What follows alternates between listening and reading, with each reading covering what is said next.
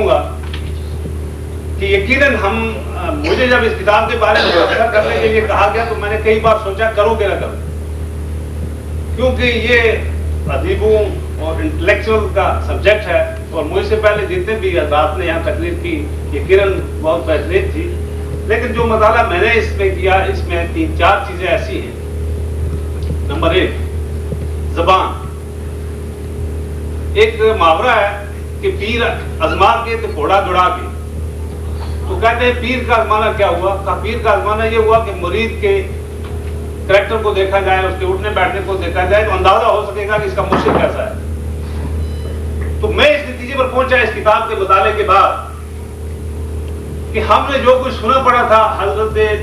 سید مولانا ابو اعلیٰ مودودی رحمۃ اللہ علیہ کے بارے میں کہ ان کی تحریر جو پڑھتا ہے ان کا ہو جاتا ہے، اور بہت سے لوگ اس ڈر سے بھی نہیں پڑھتے جن کو جماعت سے زیادہ محبت نہیں کہ ہم پڑھیں تو ان کے ہو جائیں گے۔ تو میں یقین سے یہ کہتا ہوں کہ اس کتاب میں جس زبان کا استعمال کیا گیا ہے وہ ایک حقیقی مرید اور ایک حقیقی مرشد، اور مجھے خوشبو آ رہی ہے اس سارے اردو زبان سے، اس زبان سے جو اس میں استعمال ہوئی ہے کہ اس میں مولانا کا اثر موجود ہے، ان کی کرامت اس کے اندر موجود ہے۔ اور شخص کتاب کو شروع کرنے سے، حالانکہ سبجیکٹ بڑا سخت ہے، بڑا خشک ہے، آخر تک جناب اس میں وہ مزہ جو ہے اپنا باقی رہتا ہے، اور پڑھنے والا جو ہے وہ شوق سے اس کو انشاءاللہ پڑھے گا۔ یہ ہے زبان کے لحاظ سے۔ دوسری اہم بات جو اس کتاب میں نے پائی، اور میں آپ سب کی توجہ مبذول کروانا چاہوں گا کہ ہم کشمیری ہونے کے باوجود بھی ہمیں اپنے سارے کلچر، زبان، مذہب، ان چیزوں پر اتنی یہ عبور حاصل نہیں ہے جس طرح مجھ سے قبل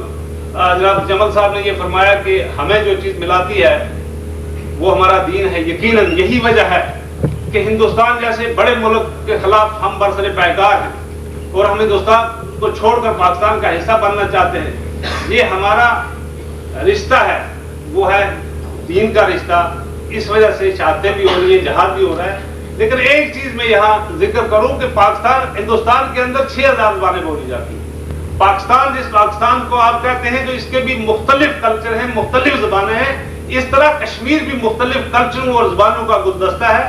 جموں کا کلچر ایک ہے، وادی کا کلچر ایک ہے، آزاد کشمیر کا کلچر تھوڑا اس سے ڈیفرنٹ ہے، اور گلگت بلتستان کا کلچر جو ہے وہ اس سے بھی ڈیفرنٹ ہے۔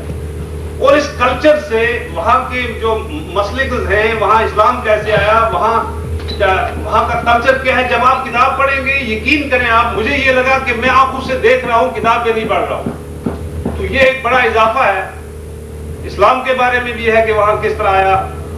اور جو وہاں دوسرے مسلک سے تعلق لوگ رکھتے ہیں ان کے بارے میں بھی ہے۔ تو یہ ایک بڑی انفارمیشن ہے اباؤٹ گلگت اینڈ بلتستان۔ پھر جناب یہ وہ صورتحال ہے، پھر وہاں کی اقتصادیات کے بارے میں، وہاں کی معاش کے بارے میں، لوگوں کی روزگار کے بارے میں۔ لیکن جو سب سے اہم چیز ہے وہ یہ ہے کہ جن غازیوں نے اس علاقے کو فتح کیا، جن شہیدوں کی عظمت سے وہ علاقہ 28,000 مربع میل علاقہ فتح ہوا، اور انشاءاللہ ہم تو چاہتے ہیں کہ سارا کشمیر جو ہے وہ انشاءاللہ پاکستان کا حصہ بنے گا،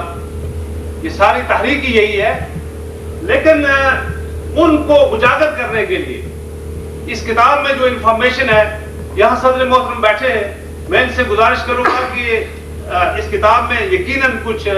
ضرورت ہے اس میں کچھ ایڈ کرنے کی، وہ ایڈ کرنے کے بعد اگر یہ کتاب سارے آزاد کشمیر، مقبوضہ کشمیر اور گلگت بلتستان کے تمام سکولوں میں تقسیم ہو جائے تو وہ لوگ فخر سے یہ سمجھیں گے کہ ہمارے آباد و اجداد نے کیا قربانیاں دی اور یہ خطہ کیسے حاصل کیا۔ اور ان سے زیادہ یہ چیز جو at the helm of affairs ہے پاکستان گورنمنٹ کے، ان کو سمجھانے کی ضرورت ہے کہ جو یہ 4,500 مربع میل علاقہ آزاد ہو کے آزاد کشمیر کے نام سے پاکستان کے ساتھ ہے، اور گلگت بلتستان کا 28,000 مربع میل علاقہ جو ہے یہ ہم نے آزاد کر کے آپ کو دیا۔ آپ کشمیریوں پر یقین کریں کہ جب سارا کشمیر بھی آزاد ہوگا تو وہ انشاءاللہ آپ کا حصہ بنے گا۔ کشمیری قیادت پر شک و شبہات نہ کیا جائے، بلکہ دیکھا جائے کہ آپ نے کیا کیا اور کشمیریوں نے کیا کیا۔ کشمیریوں نے پاکستان کو کیا دیا، ہمیں پاکستان نے بہت کچھ دیا، اس میں شک نہیں کہ پاکستان تن تنہا ہماری اس جنگ کو پوری دنیا میں لڑ رہا ہے، ڈپلومیٹک فرنٹ پہ، پولیٹیکل فرنٹ پہ۔ لیکن ہماری یہ تجویز ہوگی کہ جنگ تب ہم فتح یاب ہوں گے جب اس میں جو پالیسیز ہیں اس میں کشمیریوں کو شامل کیا جائے، اس میں گلگت کے لوگوں کو شامل کیا جائے، آزاد کشمیر کو شامل کیا جائے، مقبوضہ کشمیر کی قیادت کو شامل کر کے پالیسی ترتیب دی جائے. اگر خدا نخواستہ اس پالیسی کے ترتیب دینے کے بعد اگر کوئی خرابی ہوگی تو وہ ہمارے سر پر چلے گی. تو اس طریقے سے اس میں یہ چیزیں ہیں. البتہ چند ایک گزارشات جن کے بارے میں صاحب کتاب سے گزارش کروں گا. ایک تو میں ذاتی طور اس نام سے اتفاق نہیں کرتا شمالی علاقہ جات، کیونکہ ہماری جو ہسٹری ہے، کلہن نے جو رائے کرنی لکھی ہے، وہاں سے لے کر آج تک جس طرح صاحب کتاب نے اس ریاست جموں و کشمیر 84,741 مربع میل علاقے کو 3 حصوں میں تقسیم کیا ہے. جموں کی ڈیفینیشن بہت خوبصورت انداز میں ہوئی ہے، وادی کی بہت خوبصورت انداز میں ہوئی ہے، لیکن جہاں تک گلگت بلتستان اور شمالی علاقہ جات جو ہمارا ہسٹوریکل نیم ہے اس علاقے کا، وہ لداخ ہے. یہ جموں کشمیر اور لداخ، اور لداخ کی ڈیفینیشن جب آتی ہے تو اس میں لداخ و گلگت ہے، اور جو عام لفظ اس کے لیے ہے وہ گلگت بلتستان ہے، نہ کہ شمالی علاقہ جات. اب شمالی علاقہ جات نام کہاں سے آیا، کہاں سے شروع ہوا، کیوں شروع ہوا، اس کے پیچھے کیا انٹینشنز ہیں، یہ دیکھنے کی ضرورت ہے. اس کا اصلی نام جو ہے، جو کشمیری نام ہے، جو اس کا جغرافیکل نام ہے، جو اس کا ہسٹوریکل نام ہے، وہ گلگت بلتستان ہے، شمالی علاقہ جات نہیں. دوسری چیز جو میں گزارش کرنا چاہوں گا، شمالی علاقہ جات کی آئینی حیثیت میں پڑھوں گا یہاں گلگت بلتستان کی آئینی حیثیت. میں بھی ایک وکیل رہا ہوں کچھ سال، اس کے بعد جمل صاحب کے ساتھ ہی سفر اختیار کرنا پڑا. تو میں سمجھتا ہوں کہ جو آپ نے اس میں ڈاکومنٹری پروف دیے ہیں گلگت بلتستان کو کشمیر کا حصہ ہونے میں،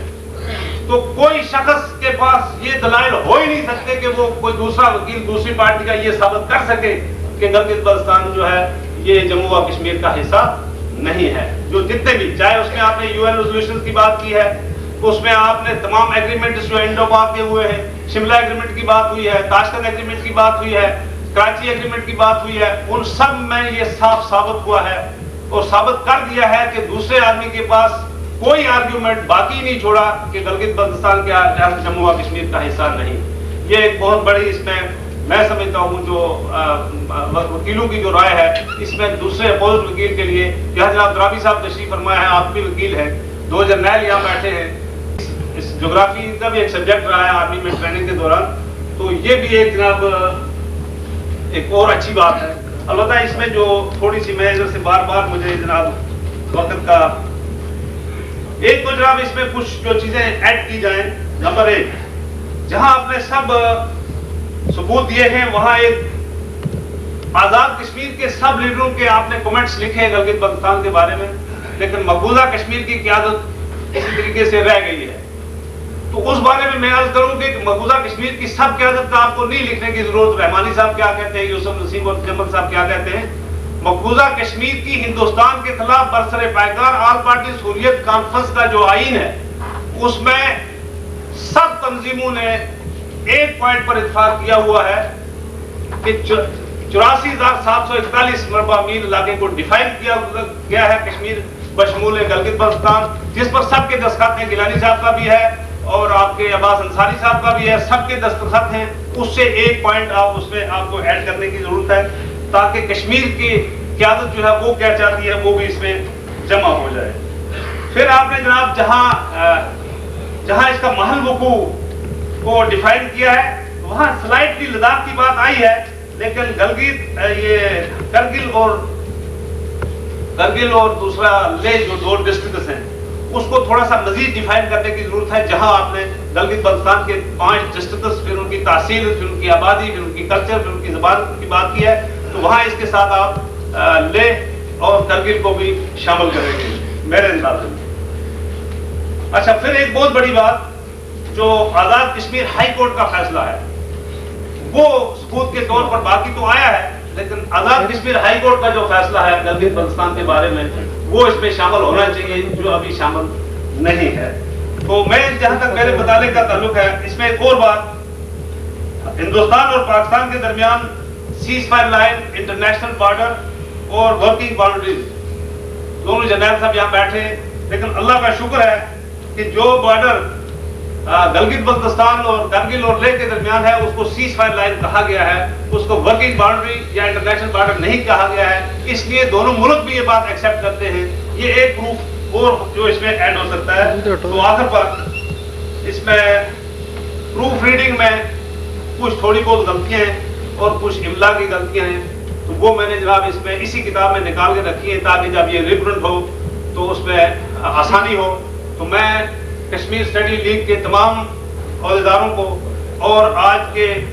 ہماری اس مجلس کے دولہا جناب سردار اعجاز افضل صاحب کو دل سے ایک بار اور مبارکباد پیش کرتا ہوں۔ تو آپ قدم بڑھائیں، ہم آپ کے ساتھ ہیں۔ اللہ تعالیٰ آپ کی سیاسی بصیرت کو بشمول ہمارے جتنے یہاں قائدین بیٹھے ہیں، جناب ترابی صاحب بیٹھے ہیں، جناب صدر ریاست بیٹھے ہیں، فضا محمد صاحب بیٹھے ہیں، ہمارے جنرل حمید گل صاحب جو بیک بون ہے ہماری ساری موومنٹ کے، انشاءاللہ ہمارا جو ایک حصہ ہے ہماری موومنٹ کا، ان سب کا میں شکریہ ادا کرنا چاہوں گا کہ میں نے آپ کی سمجھ افراشی کی، لیکن ایک جذبات تھے آپ تک پہنچانے تھے۔ وآخر دعوانا الحمدللہ رب العالمین۔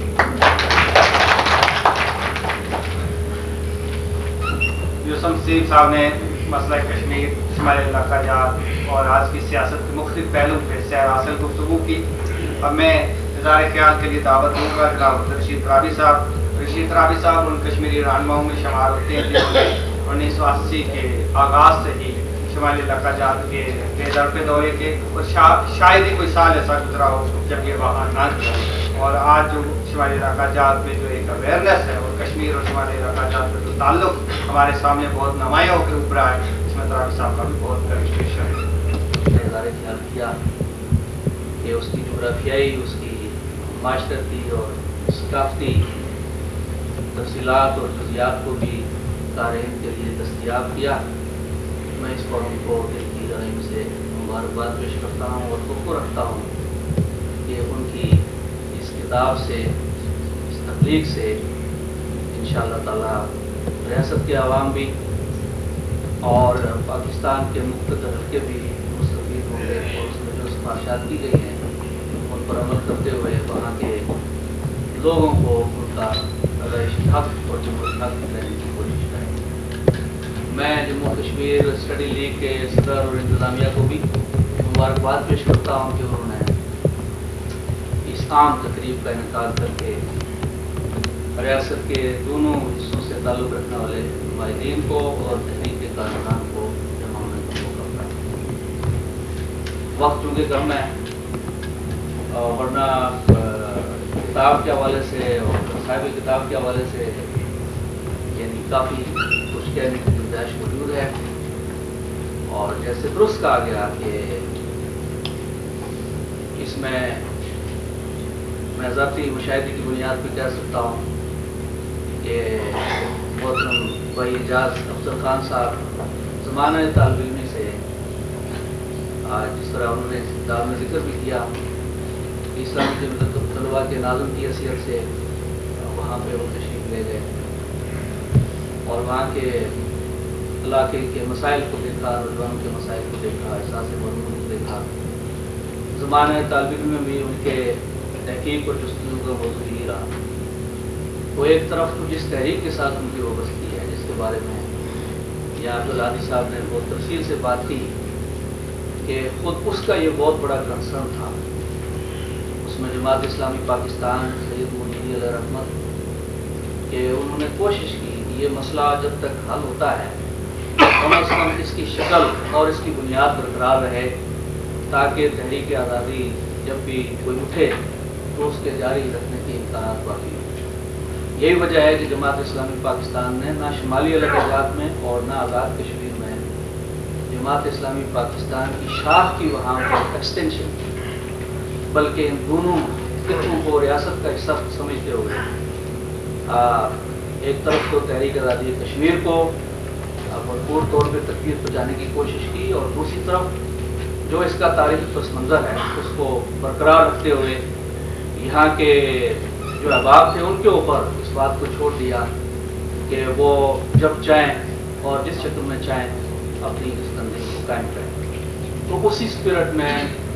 الحمدللہ جب سے جماعت اسلامی قائم ہوئی، ہمارے بانی امیر مولانا عبدالباری صاحب علیہ رحمت نے، اور اس کے بعد کرنل رشید صاحب نے، اور اس کے بعد جو بھی ذمہ داریوں کے رہے، اور آج ایک مرتبہ پھر انہوں نے اس تاریخی مسلسل کو آگے بڑھایا، اس کتاب کی تصنیف کی اور